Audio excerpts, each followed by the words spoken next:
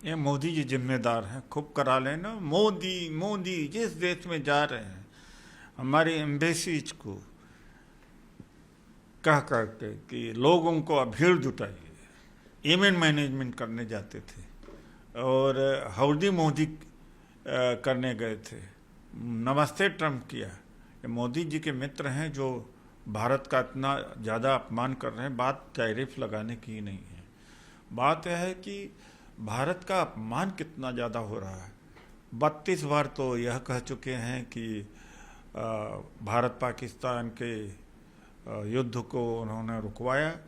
एक बार प्रधानमंत्री मोदी की हिम्मत नहीं हुई कि कह सके कि नहीं मिस्टर ट्रम्प आप गलत बोल रहे हो, एक बार नहीं। आज भी जब टैरिफ बढ़ाई गई तो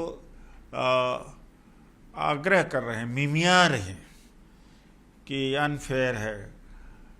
मिसेज इंदिरा गांधी होती, अगर कांग्रेस का कोई प्राइम मिनिस्टर होता इस समय, अगर राहुल गांधी प्राइम मिनिस्टर होते तो उसी भाषा में जवाब देते।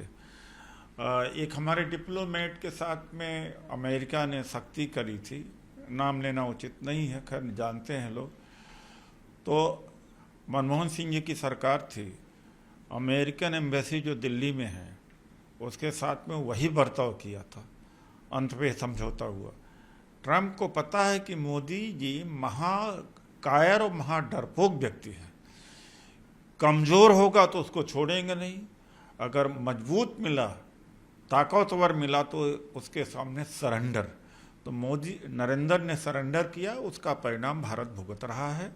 पूरे दुनिया में हमारा अपमान हो रहा है, भारतीयों का पूरे दुनिया में अपमान हो रहा है, हमारी संप्रभुता के ऊपर प्रश्न चिन्ह हो गया है। यह अगर ऐसा है तो हमारी जो विदेश नीति थी उसकी खराबी की वजह से थे। भारत के लोग तो मान लीजिए सच्चाई को नहीं समझ पाए, लेकिन दुनिया के और देश धीरे धीरे समझने लगे।